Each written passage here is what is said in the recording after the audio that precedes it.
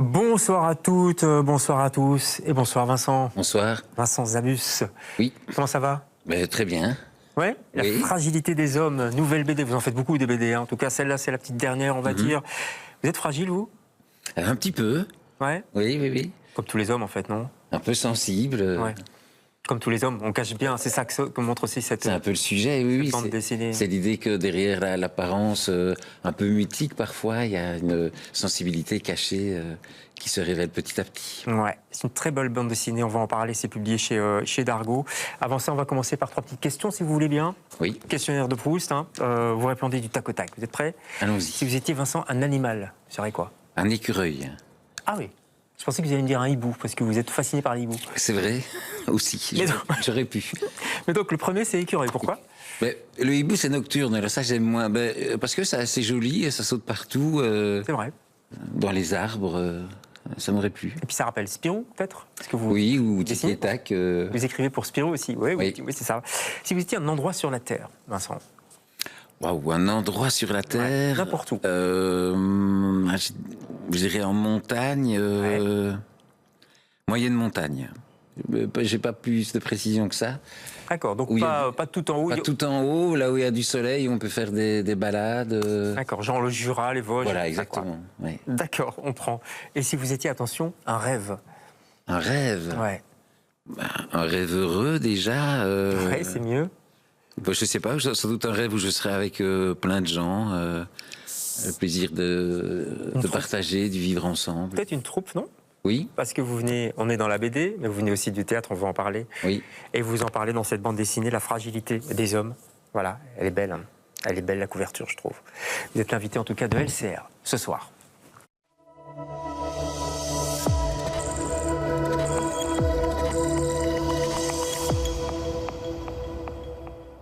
La vie secrète des vieux.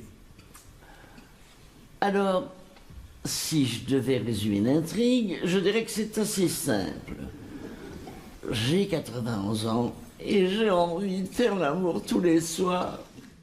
La plupart des vieilles et vieux que j'ai rencontrés, à la fin de nos échanges, ils me disaient « Écoutez, faites ce que vous voulez de mes histoires, mais surtout, ne le dites pas à mes enfants, ils ne sont pas au courant. » Faire un spectacle sur l'amour, c'est aussi faire le spectacle du deuil. S'ils te voient ici, ils te tueront. Hélas, il y a plus de péril pour moi dans tes yeux que dans 20 de leurs épées. Comme mon nom l'indique, Yasmine Adjali. Je suis d'origine aide-soignante. On a torché nos gosses toute leur enfance et maintenant ils viennent nous faire chier. Je suis la seule noire de mon EHPAD. Je n'en fais pas une maladie.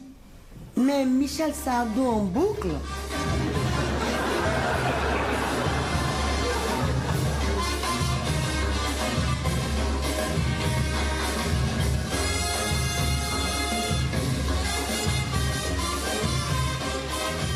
Un bon spectacle, ça doit casser les codes. Il faut que ça casse les codes. Casser les codes? Pour moi, c'est simple. L'important, c'est l'émotion.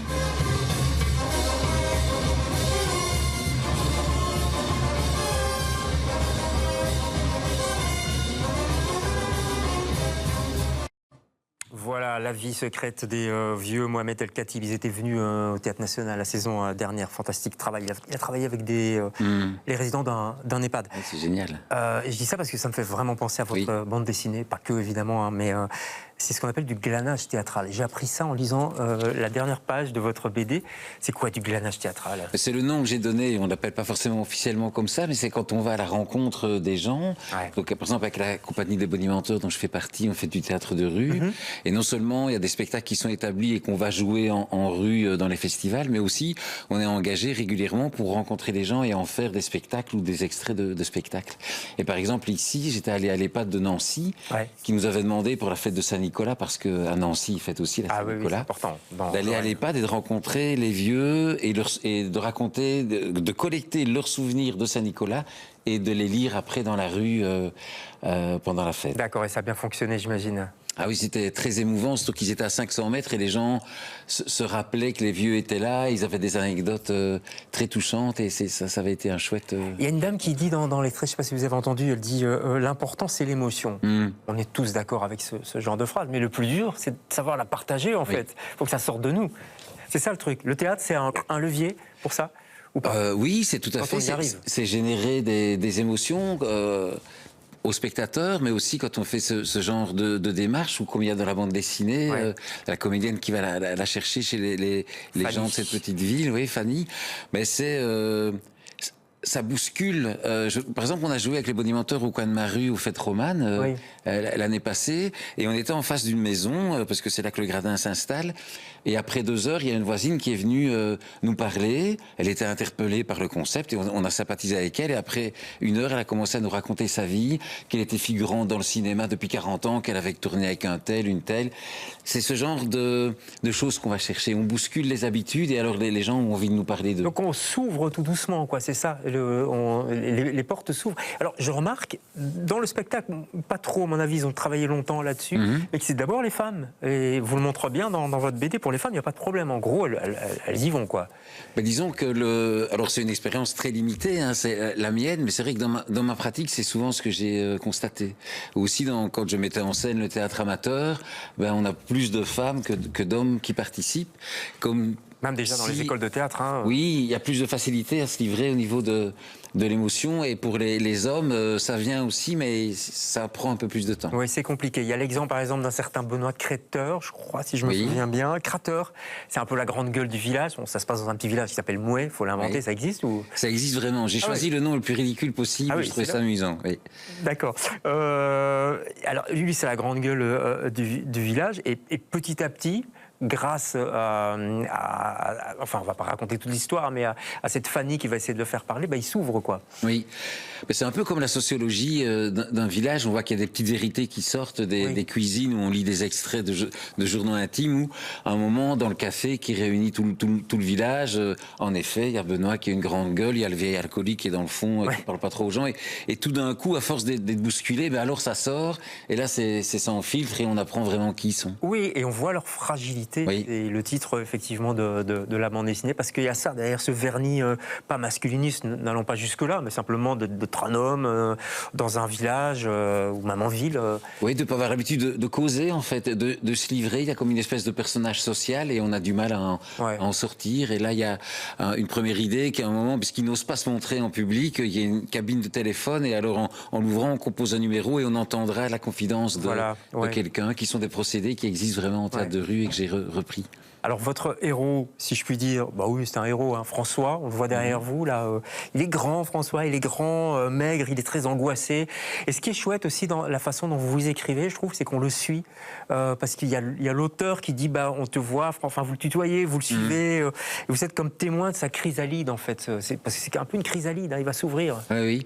Mais là c'est la ville en l'occurrence qui est la narratrice et qui voit les personnages se débattre au cœur de ces rues, puisque c'est là que ça va changer, et elle secoue un petit peu François en espérant qu'il se livre. Et c'est vrai que j'aime bien écrire des récits initiatiques où entre le début et la fin, le personnage a évolué. Alors pas de façon spectaculaire, c'est pas une grande aventure, mais de façon humaine, il y a quelque chose qui l'a bousculé. Mais il a conscience quand même que sa vie tourne à vide. Hein. Donc dès le début, il est conscient qu'il y a un truc qui ne va pas. Son usine a fermé, une usine de porte, en plus, il faut l'inventer, ça. Hein. Oui, il doit la démanteler lui-même, donc c'est pire que ça. Donc il est en train lui-même de fabriquer son obsolescence. C'est des choses qui arrivent. Hein. Mais oui, effectivement, parfois on demande à des ouvriers de venir démonter leur outil de travail. Voilà, c'est assez terrible de penser qu'il a bossé là pendant 20 ou 30 ans, et c'est lui qui, pendant encore 1 an et demi, quasiment tout seul, avec un collègue qui défait les choses petit à petit.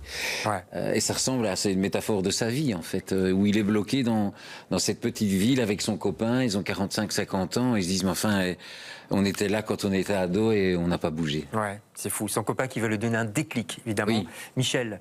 On va pas trop en dire non plus. Il y a plein de petits signes très bien dessinés par Nico B, hein, c'est celui avec qui vous avez travaillé. Les oiseaux qui tombent, par exemple. Voilà, C'est un peu lynché, hein. Ouais, puis ça, on s'alarme et en même temps, voilà, il tombe. Il a l'impression d'être suivi par les bus aussi. Oui. Ça vous vient d'où, toutes ces poésies? C'est de la poésie, ça, hein? J'essaie de trouver des petits détails incongrus qui font récit et qui révèlent la personnalité du personnage principal.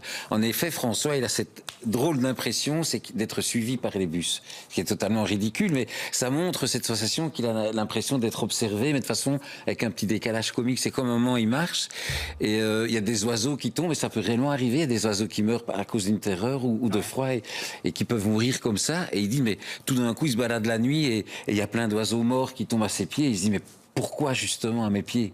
Évidemment, ça l'interpelle et on a parfois ces moments où on est un peu en crise. Bien sûr. On a l'impression que le monde vient nous dire quelque chose. Bien sûr. Déjà, si on est angoissé à la base... Oui, on interprète tous les signes et il a tendance lui, à surinterpréter. Alors il y a cette Fanny qui va arriver dans le village, elle va un petit peu le secouer, elle est drôle parce que par exemple elle le compare à des carottes. Moi je trouve ça c'est super comme image, on peut expliquer un peu? Oui, elle lui dit, ah vous êtes comme ces carottes, on ne voit pas le fruit, il n'y a que l'herbe qui passe, mais le fruit est bien en terre. Et lui, François, il a un peu oublié qu'il y avait aussi un fruit en terre et elle lui fait cette image pour lui rappeler. Et elle va l'aider à s'en sortir. On ne va pas dire la fin. Vous, le théâtre vous a aidé dans votre vie, Vincent? Oui, moi j'étais professeur de français pendant quelques années, j'avais pour objectif d'écrire et puis au début ça ne marchait pas. Et alors j'ai fait du théâtre de rue par hasard. Avec des élèves, 2 élèves à moi, on s'est inscrit parce que... Vous n'avez pas fait d'école de théâtre? Non, rien du tout. Et puis en fait, j'ai joué à Namur en mai comme bonimenteur et le concept des bonimenteurs a accroché. Et puis après 3 ans, le groupe qui s'était constitué comme ça par hasard, on en a fait une compagnie. Et comme il n'y a pas ce filtre d'audition, alors je me suis mis à écrire pour la troupe et puis ça a marché, j'ai progressé. Et grâce à ça, j'ai pu refaire de la BD et être enfin édité. Ouais, et beaucoup édité, hein, parce que ça n'arrête pas. Hein. Oui, là c'est une grosse année, oui. Une grosse année pour vous. Il y a toujours un parcours aussi dans vos histoires. Moi, je montre cette BD-ci parce qu'elle m'a marqué. Elle est très très belle aussi. C'est aussi chez Dargaud. Là, c'est Juliette, une jeune fille dépressive. La dépression n'est jamais trop loin, d'ailleurs, parce qu'il y avait déjà de la dépression aussi. Oui, un petit mal-être. Dans tous les cas, c'est plus marqué chez Juliette. Oui. Elle fait vraiment... Elle est au bord de la dépression. Là, j'avais envie de parler parce que les jeunes aujourd'hui, quand on voit le monde qu'on leur propose, eh ben, ça donne pas envie. Entre l'éco-anxiété, les guerres, est-ce qu'ils se demandent s'ils vont faire des enfants, c'est quand même assez terrible. Et donc je me suis dit, mais j'ai voulu réfléchir là-dessus, en me disant, mais qu'est-ce qu'on leur propose? Et j'avais envie de parler de ça. Ouais. Très belle BD aussi, là c'est Sarah Del Giudice qui a fait le dessin. Et puis vous n'arrêtez pas, c'est qu'on se croirait à Noël avec plein de cadeaux sous le sapin. Ça c'est L'Homme Chevreuil. Un petit mot peut-être sur cette BD? Donc là c'est un récit adapté d'un roman paru aux Arènes où Geoffroy Delorme nous raconte 7 ans qu'il a vécu complètement immergé dans la forêt. Donc il n'avait pas de nourriture, il se nourrissait uniquement de ce qu'il récoltait, il n'avait pas de tente, il avait juste trois couches et il s'est intégré en fait à un groupe de chevreuils. Et comme il ne mangeait que des éléments de la nature, il avait une odeur, il s'est fait accepter et il nous raconte cet incroyable récit où il est devenu ami et il a été apprivoisé par les chevreuils. Waouh, ça donne envie. Ça, c'est aux Arènes.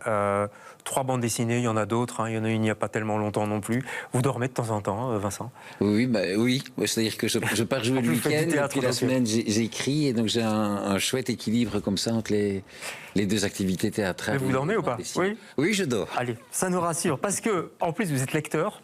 Oui. De bandes dessinées entre autres et de romans. Une bande dessinée qui vous a marqué, c'est votre coup de cœur, c'est Giardino, le tome 6. Max Friedman, pourquoi? Exactement. Mais en fait, Giardino est un auteur que j'ai découvert dans Un Suivre il y a 30-35 ans avec Jonas Fink. Et puis j'ai lu Sam Pezzo, sa première série. Et puis là, Max Friedman, qui est une espèce un ancien espion, mais qui est un homme assez banal finalement. Et ce qui m'a marqué, c'est un monsieur qui vient d'avoir 80 ans et il n'a pas perdu du tout en qualité graphique. C'est un excellent dessinateur réaliste, ligne claire, un peu mélangé et avec des histoires très subtiles, très nuancées. J'ai lu son dernier album et j'ai eu la joie de découvrir qu'il n'avait rien perdu de ses grandes qualités. Vous, à 80 ans, si tout va bien, vous écrirez encore? J'aimerais bien, on verra. On verra. Inch'Allah. Oui. Allez, on croise les doigts. En tout cas, celle-ci, elle est superbe. Vraiment, précipitez-vous. Ça s'appelle La fragilité des hommes. Et je crois qu'on est tous concernés par cette histoire. C'est pour ça que ça nous touche, c'est assez universel. Merci beaucoup Vincent d'être passé chez nous. Nous on se retrouve demain avec d'autres invités. Bonsoir.